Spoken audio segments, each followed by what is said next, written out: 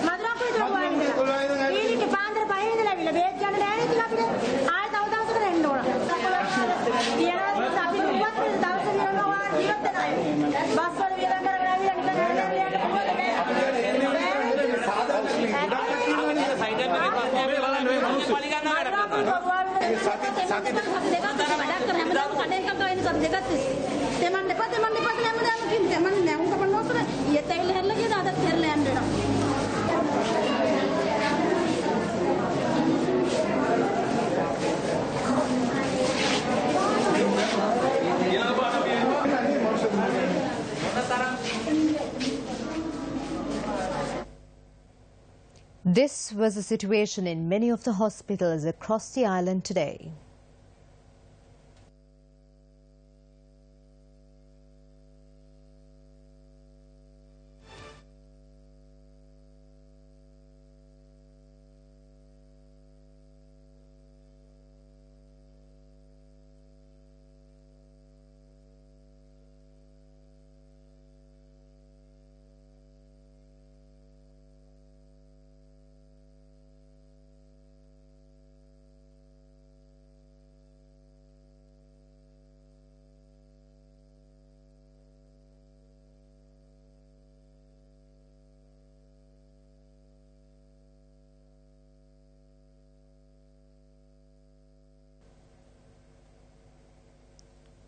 Another photographer was attacked by students today while covering a protest held to oppose the police action against university students who stormed the Ministry of Health and caused damages to public property.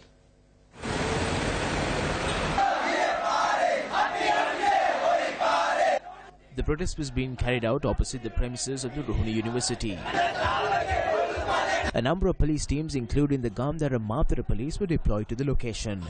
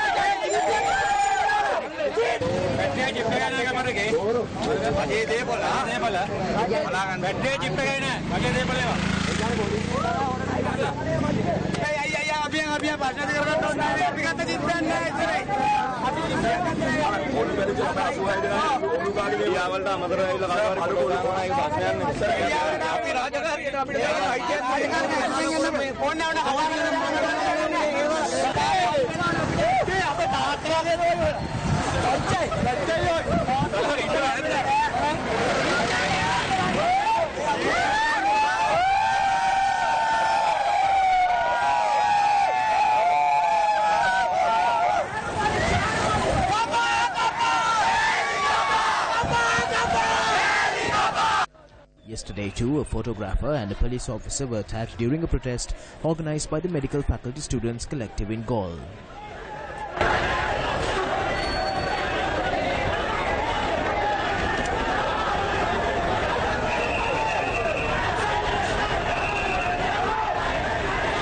Police media spokesperson SP Gunasekara said that legal action will be taken against individuals who break the law in such a blatant manner.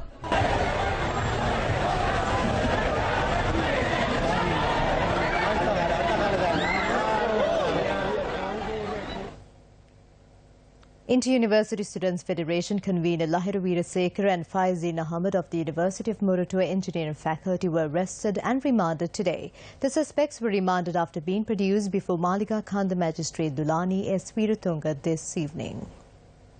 Lahiru Weerasekara was arrested by authorities after a media briefing in Colombo. After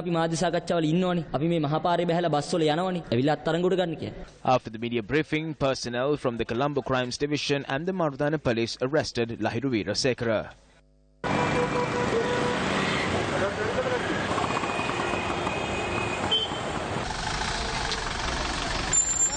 The suspects were arrested for forcibly entering the Ministry of Health and damaging public property.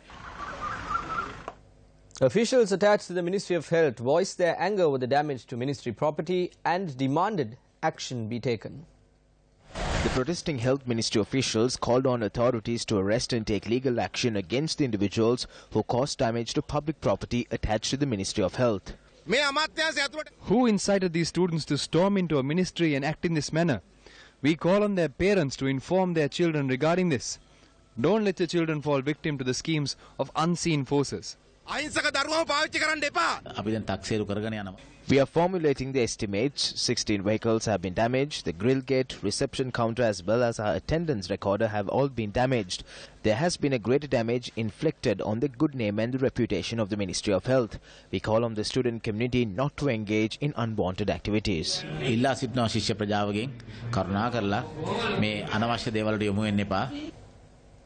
The Government Medical Officers Association announced the strike action will continue indefinitely.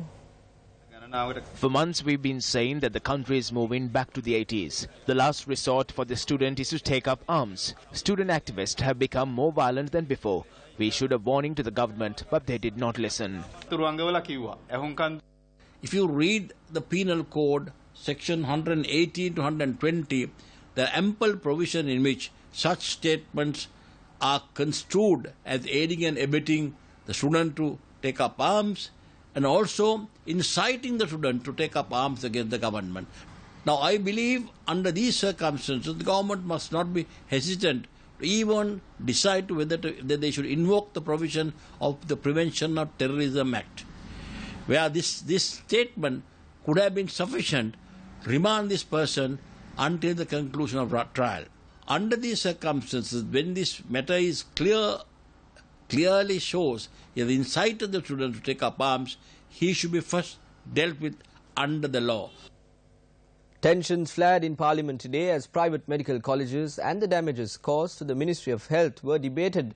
The adjournment debate was suggested by the members of the joint opposition.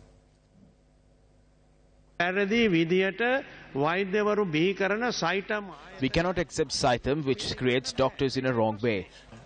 This is the issue. The government must engage in discussions and reach a just solution. Who issued this order to attack students?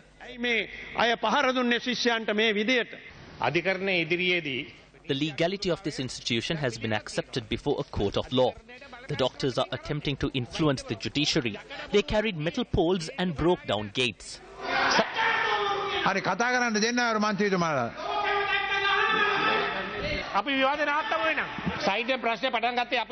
Let's stop the debate then. It was the previous government that launched Saitam.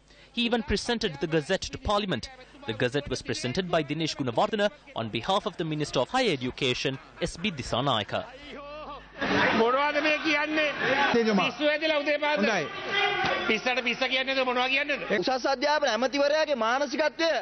Considering the mentality of the Minister of Higher Education when addressing a fellow parliamentarian, we can imagine who they treat as students. The end of this government will come about because of Saitam. The members of the opposition may have different views. However, we will join hands. Even government ministers and MPs have varying opinions on this issue. Some people said that there is a political force behind this. There is no one behind this. We are standing right in front of it. The day we come bearing metal poles won't be too far off if you don't shut this down.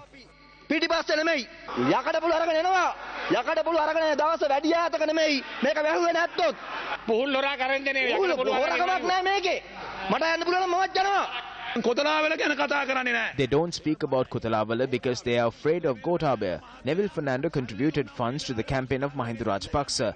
When they were with Mahinda Rajapaksa, they didn't have a backbone, nor did they have a policy. Now, because they are in the opposition, they are trying to exploit this for political needs and regain their lost powers. What was the GMOA's first request to ensure that institute conforms to standards? The SLMC was supposed to hand over these standards on the 22nd of this month at 4 p.m. That is when they created this ruckus, so I did not get the standards. I gave Carlo Fonseca his extension. Carlo Fonseca was appointed by President Mahinda Rajapaksa because the former president was not doing his job.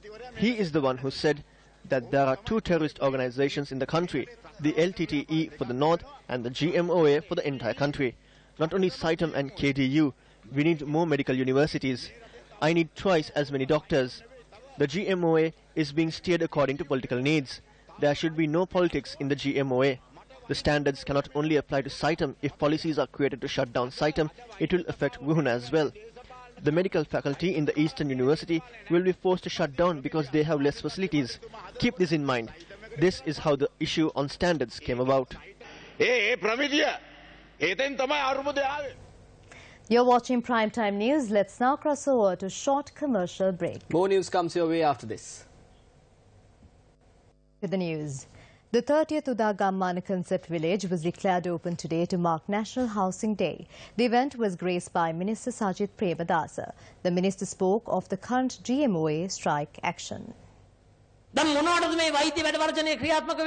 The doctors are striking for various reasons. The government is prepared to create the respective rules and regulations in this regard. They are trying to destabilize the country by carrying out these strikes. This is an act of sabotage. They do not value the lives of the public. They want to send the people to the stake. They want to change the government. The pioneers of this strike action are those who lost control of the government 2 years ago. The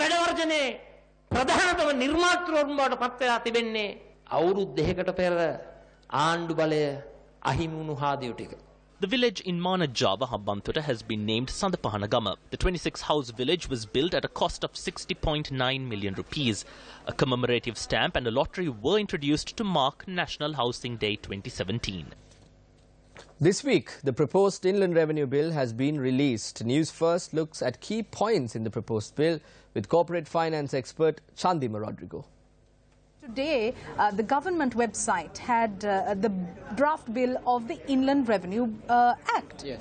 Now, what are some of the main issues that you noticed? Well, Sonali, what you said was very valid. We had a very good tax system. We have legal precedents. And our tax system is developed over years. And it is to great extent foolproof.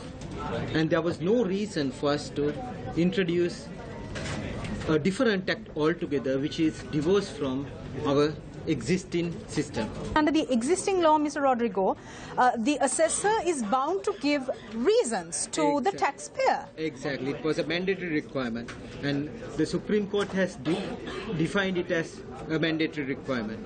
However, you're saying that the new proposed draft completely removes this mandatory element. Yes. This is rather dangerous. It is very dangerous because any taxpayer, any human being should know why he is charged, whether as a taxpayer or as any person who's involved in any activity. Speaking at a press briefing convened by the Central Bank Governor, Dr. Indrajit Kumaraswamy spoke on the increase of credit to public corporations. One of the reasons why credit growth is sticky downwards despite the monetary policy action by the Monetary Board is the increase in state-owned enterprise borrowing. Credit to public corporation increased largely due to borrowings by CPC, which increased by 6.9 billion rupees, RDA 0.3 billion, and NIBM 0.3 billion. First 4 months. For the first 4 months. On a cumulative basis, credit to public corporations increased by 62.2 billion during the first 4 months of 2017, compared to a contraction of rupees 28 billion during 2016. The central bank has issued a directive to remove the interest rate cap on credit cards. The governor explained why this decision was reached. The central bank felt comfortable about removing the cap is because we have seen a significant increase in personal borrowing. The indebtedness of households has been increasing to the point where, in our view, there were grounds to kind of put some sand in the wheels to slow that down a little bit, because there was really a very, very sharp increase. Additional Solicitor General, President's Counsel Dappula Dilivera has been appointed as the Acting Attorney General. This was revealed at the Presidential Commission of Inquiry today. News First, Sulfik Farzan reports. The first appearance of the new Acting Attorney General, President's Counsel Dappula Dilivera, was at the Presidential Commission of Inquiry today. He leads the team of lawyers that are representing the Attorney General's Department to assist the Commission in ascertaining the truth behind the controversial bond auctions that are being investigated at the Commission. Today, the evidence of Wasantha Alves was led by Attorney-at-Law Milinda Gunatilaka from the AG's department, and Wasantha Alves was questioned relating to transactions that Perpetual Treasuries had entered into during the period in question. The witness was presented documented extracts from the electronic platform in relation to all transactions made by primary dealers during the period in question. It was revealed that on the 29th of June 2015, Deutsche Bank had sold 450 million units of a bond at 112.95 rupees each to Perpetual Treasuries Limited. Perpetual Treasuries Limited had sold 700 million units of the bond to Pan Asia Banking Corporation at 122.1206 rupees. Thereafter, Pan Asia Banking Corporation had transferred these bonds to its customer, the Sri Lanka Insurance Corporation, at the same rate or somewhat higher. These transactions had taken place inside a 18-second window. The Council's presentation was praised by Supreme Court Justice Prasanna Jayawardena.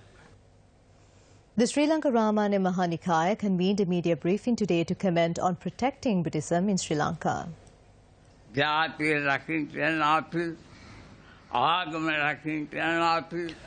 We speak of protecting the nation, the religion, the language and morals, but we must first protect our dignity and self-respect. Buddhist monks must follow the path of Lord Buddha. When you are a monk, you must think of your robe. It is something very important to Buddhists. As one must protect oneself, one must also protect the Buddhists. If we take a look back at history, there were monks who protected the nation. History does not record any conflict. There were great monks who protected the religion. There were no stains on their characters. That is why domestic and foreign intellectuals came here and obtained advice from them. There were reports in the papers that Buddhism will lose its place. I took that newspaper and gave it to the president. He thereafter made a statement. I have that note with me. It read, until his last breath, he will not allow any harm to befall Buddhism.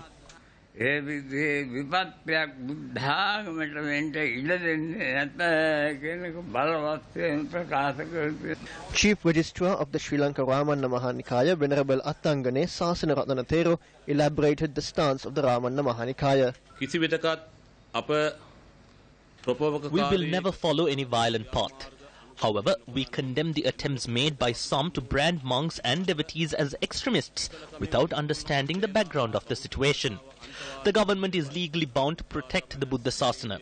We propose to the government to refrain from adding temporary solutions or making allegations in this uneasy situation and to enforce the proposals drafted by the Buddha Sasana Commission in 2002.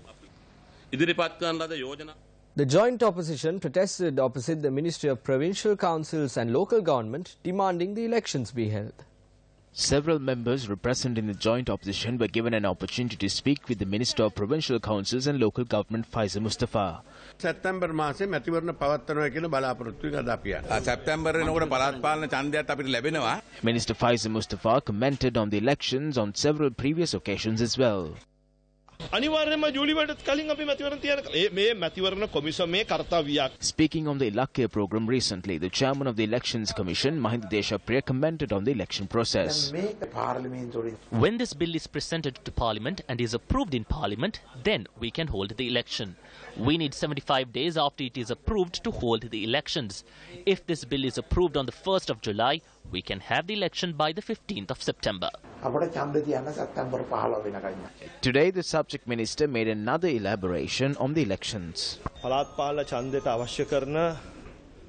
The ministry has prepared all the legal framework to hold the local government polls. The chairman of the Elections Commission said that 55 days are required to conduct the election after the bill is passed.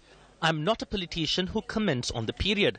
However, there is provision to have an election once the bill is passed.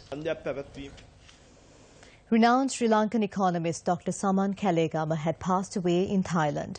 Dr. Kalegama was attending a conference at the headquarters of the UN Economic and Social Commission for Asia and the Pacific. Dr. Kalegama was 58 years old at the time of his passing and was a product of Royal College, Colombo. An economist and a policy creator, Dr. Saman Kalegama was the executive director of the Institute of Policy Studies. He also held many positions in both the private and public sectors and was also an author of many economic publications. Foreign Minister Ravi Karunalayake met former Finance Minister Ronnie DeMel today. The Foreign Minister showed Ronnie DeMel the award that he won recently. The Banker, a magazine of the British daily Financial Times, named Minister Ravi Karunalayake the Finance Minister of the Year in Asia Pacific in January this year. Minister Karunanayake served as Finance Minister from the 12th of January 2015 to the 22nd of May 2017. A fake letter has been issued to the media under the letterhead of the Bar Association of Sri Lanka. The letter, which had been addressed to President Maithripala Sirisena, criticizes actions taken by the President when appointing President's councils. The letter dated the 18th of May 2017 has been signed by an individual who identifies himself merely as Director General. When inquired, Bar Association President U.R. De Silva denied that the BASL had issued such a letter, adding that they have informed the police to find the perpetrators and initiate legal action. Well, that's all the news we have for you from the News First team. Stay tuned for BizFirst Review 360 for more information from today's Central Bank press conference and more on the state of the country's economy. I'm Saturanga Puarachi. And I'm Bernadine Jai Singha. Good night. Take care.